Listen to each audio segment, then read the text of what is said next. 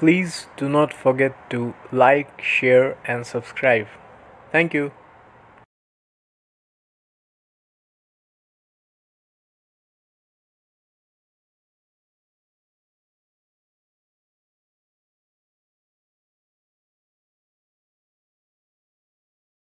File 41.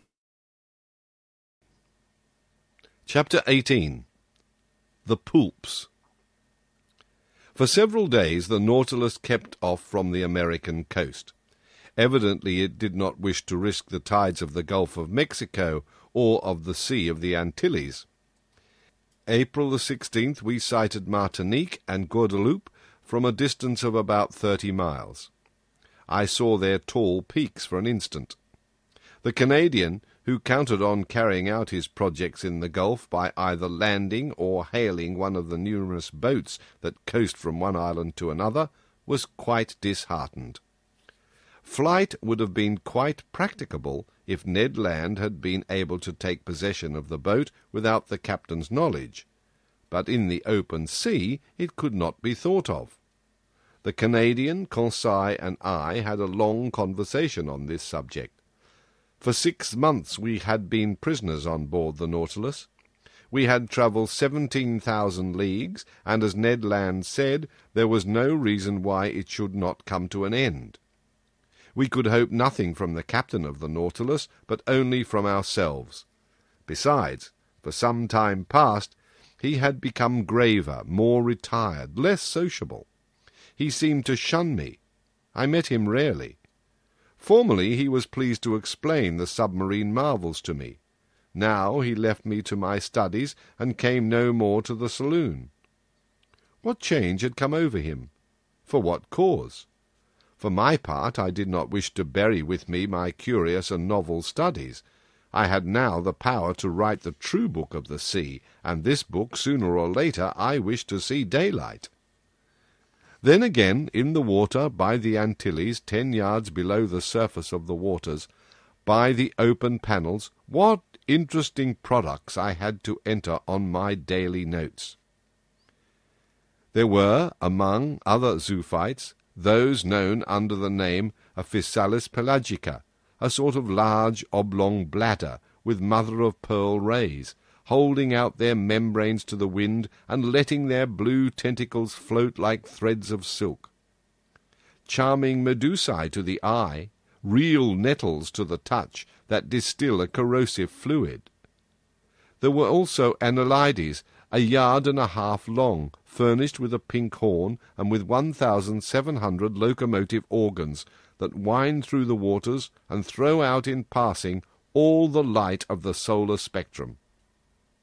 There were, in the fish category, some Malabar rays, enormous gristly things, 10 feet long, weighing 600 pounds, the pectoral fin triangular in the midst of a slightly humped back, the eyes fixed in the extremities of the face beyond the head, and which floated like weft, and looked sometimes like an opaque shutter on our glass window.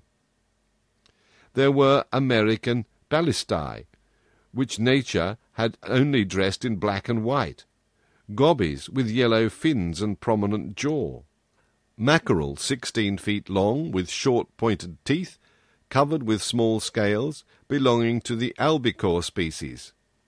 Then, in swarms, appeared grey mullet, covered with stripes of gold from the head to the tail, beating their resplendent fins like masterpieces of jewellery, consecrated formerly to Diana, particularly sought after by rich Romans, and of which the proverb says, "Whoever takes them does not eat them."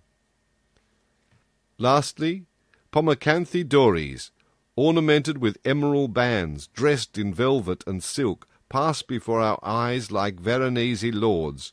Spurred spari passed with their pectoral fins.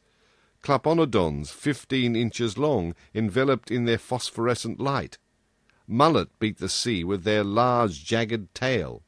Red Vendaces seemed to mow the waves with their showy pectoral fins, and silvery Selines, worthy of their name, rose on the horizon of the waters like so many moons with whitish rays. April the 20th, we had risen to a mean height of 1,500 yards. The land nearest us then was the archipelago of the Bahamas.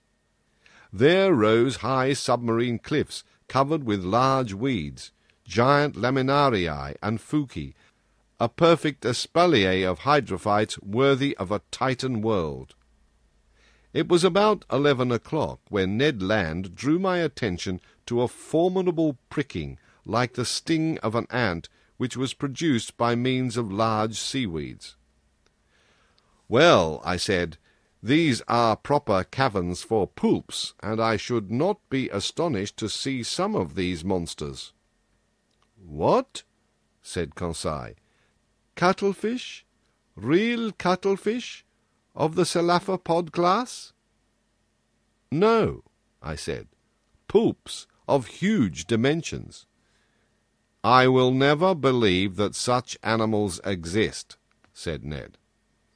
"Well," said Conseil, with the most serious air in the world, "I remember perfectly to have seen a large vessel drawn under the waves by a cephalopod's arm." "You saw that?"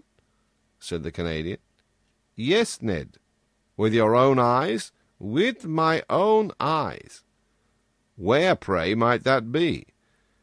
"At Saint-Malo," answered Conseil. "In the port?" said Ned ironically. "No, in a church," replied Conseil. "In a church?" cried the Canadian. "Yes, friend Ned, in a picture representing the poulp in question." "Good," said Ned Land, bursting out laughing. "He is quite right," I said. "I have heard of this picture, but the subject represented is taken from a legend, and you know what to think of legends in the matter of natural history. Besides, when it is a question of monsters, the imagination is apt to run wild. Not only is it supposed that these poulps can draw down vessels, but a certain Olaus Magnus speaks of a cephalopod a mile long that is more like an island than an animal. It is also said that the Bishop of Nidros was building an altar on an immense rock. Mass finished, the rock began to walk and returned to the sea. The rock was a poulp. Another bishop, Pontoppidan, speaks also of a poulp on which a regiment of cavalry could manoeuvre. Lastly, the ancient naturalists speak of monsters whose mouths were like gulfs, and which were too large to pass through the Straits of Gibraltar. "But how much is true of these stories?" asked Conseil. "Nothing, my friends, at least of that which passes the limit of truth to get to fable or legend. Nevertheless, there must be some ground for the imagination of the storytellers. One cannot deny that poulps and cuttlefish exist of a large species, inferior, however, to the cetaceans. Aristotle has stated the dimensions of a cuttlefish as 5 cubits, or 9 feet 2 inches. Our fishermen frequently see some that are more than 4 feet long. Some skeletons of poulps are preserved in the museums of Trieste and Montpellier that measure 2 yards in length. Besides, according to the calculations of some naturalists, one of these animals, only 6 feet long, would have tentacles 27 feet long. That would suffice to make a formidable monster." "Do they fish for them in these days?" asked Ned. "If they do not fish for them, sailors see them at least. One of my friends, Captain Paul Beau of Havre, has often affirmed that he met one of these monsters of colossal dimensions in the Indian seas. But the most astonishing fact, and which does not permit of the denial of the existence of these gigantic animals, happened some years ago in 1861. "What is the fact?" asked Ned Land. "This is it. In 1861, to the northeast of Tenerife, very nearly in the same latitude we are in now, the crew of the dispatch boat Elector perceived a monstrous cuttlefish swimming in the waters. Captain Bouguer went near to the animal and attacked it with harpoons and guns without much success, for balls and harpoons glided over the soft flesh. After several fruitless attempts, the crew tried to pass a slip knot round the body of the mollusk. The noose slipped as far as the caudal fins and there stopped. They tried then to haul it on board, but its weight was so considerable that the tightness of the cord separated the tail from the body, and deprived of this ornament, he disappeared under the water. Indeed. Is that a fact? An indisputable fact, my good Ned. They proposed to name this poop Bouguer's cuttlefish. What length was it?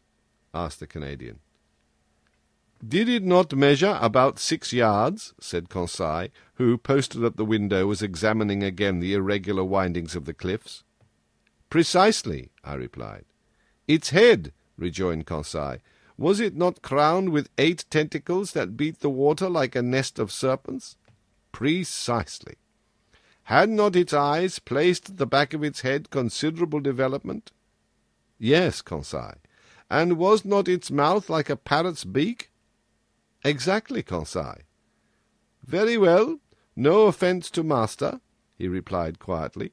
If this is not Bouguer's cuttlefish, it is at least one of its brothers. I looked at Conseil.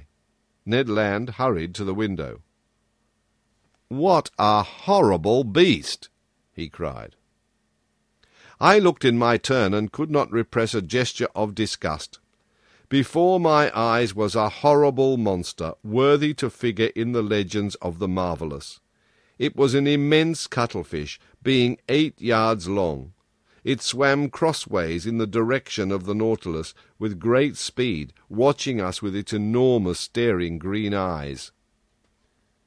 Its 8 arms, or rather feet, fixed to its head, that have given the name of cephalopod to these animals, were twice as long as its body, and were twisted like the Fury's hair. One could see the 250 air holes on the inner side of the tentacles. The monster's mouth, a horn beak like a parrot's, opened and shut vertically. Its tongue, a horn substance furnished with several rows of pointed teeth, came out quivering from this veritable pair of shears. What a freak of nature! A bird's beak on a mollusk! Its spindle-like body formed a fleshy mass that might weigh 4,000 to 5,000 pounds, the varying colour changing with great rapidity according to the irritation of the animal, passed successfully from livid grey to reddish-brown. What irritated this mollusk? No doubt the presence of the Nautilus, more formidable than itself, and on which its suckers or its jaws had no hold. Yet what monster these pulps are! What vitality the Creator has given them! What vigour in their movements! And they possess 3 hearts! Chance had brought us in presence of this cuttlefish, and I did not want to lose the opportunity of carefully studying this specimen of cephalopods. I overcame the horror that inspired me, and, taking a pencil, began to draw it. "Perhaps this is the same which the Alecto saw," said Conseil. "No," replied the Canadian, "for this is whole, and the other had lost its tail." "That is no reason," I replied. "The arms and tails of these animals are formed by redintegration, and in 7 years the tail of Bouguer's cuttlefish has no doubt had time to grow." By this time other pulps appeared at the port light. I counted 7. They formed a procession after the Nautilus, and I heard their beaks gnashing against the iron hull.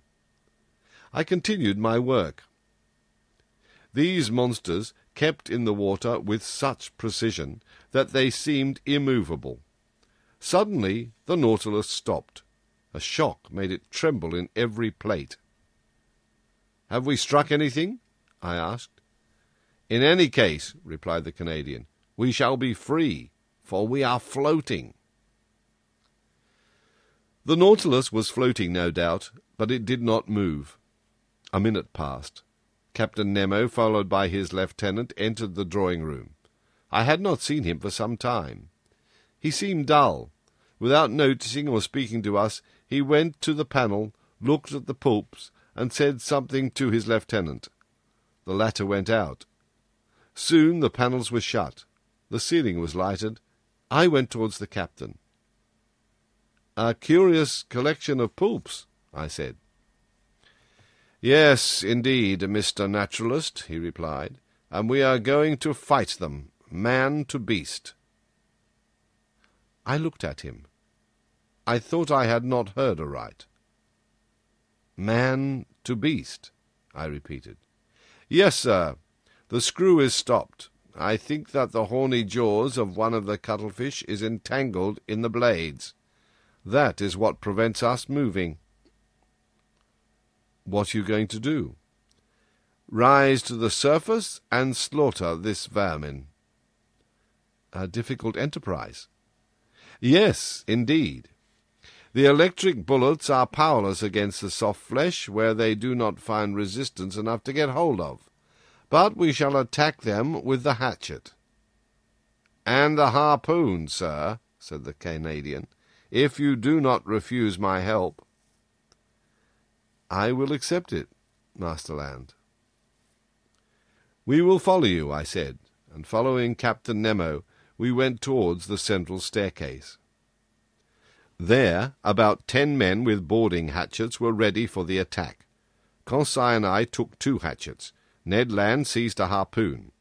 The Nautilus had then risen to the surface. One of the sailors, posted on the top ladder step, unscrewed the bolts of the panels. But hardly were the screws loosed when the panel rose with great violence, evidently drawn by the suckers of a pulp's arm. Immediately one of these arms slid like a serpent down into the opening, and 20 others were above. With one blow of the axe, Captain Nemo cut this formidable tentacle that slid wriggling down the ladder. Just as we were pressing one on the other to reach the platform, 2 other arms, lashing the air, came down on the seaman placed before Captain Nemo, and lifted him up with irresistible power. Captain Nemo uttered a cry and rushed out. We hurried after him. What a scene! The unhappy man, seized by the tentacle and fixed to the suckers, was balanced in the air at the caprice of this enormous trunk.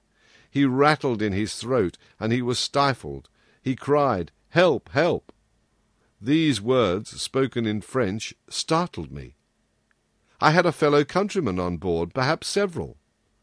That heart-rending cry, I shall hear it all my life. The unfortunate man was lost. Who could rescue him from that powerful pressure? However, Captain Nemo had rushed to the pulp, and with one blow of the axe had cut through one arm. His lieutenant struggled furiously against other monsters that crept up on the flanks of the Nautilus.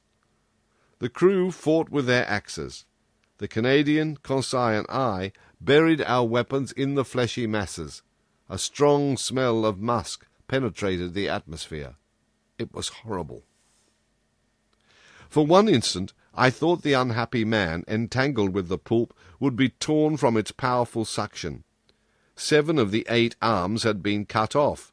One only wriggled in the air, brandishing the victim like a feather.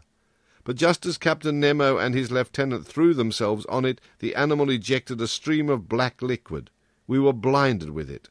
When the cloud dispersed, the cuttlefish had disappeared, and my unfortunate countryman with it. 10 or 12 poops now invaded the platform and sides of the Nautilus.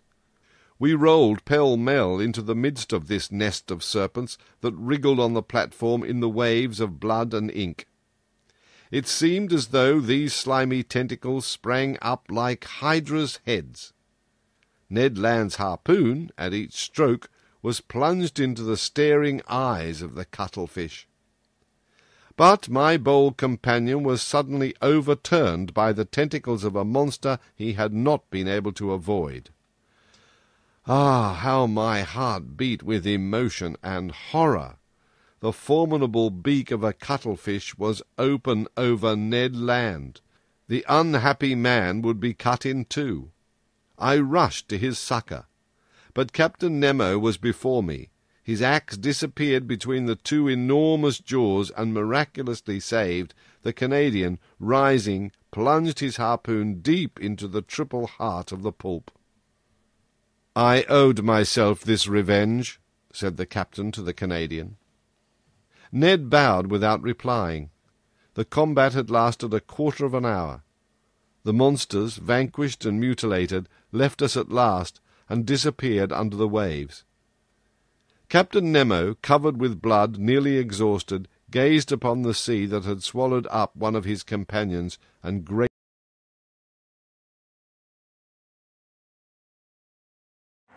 Please do not forget to like, share, and subscribe. Thank you.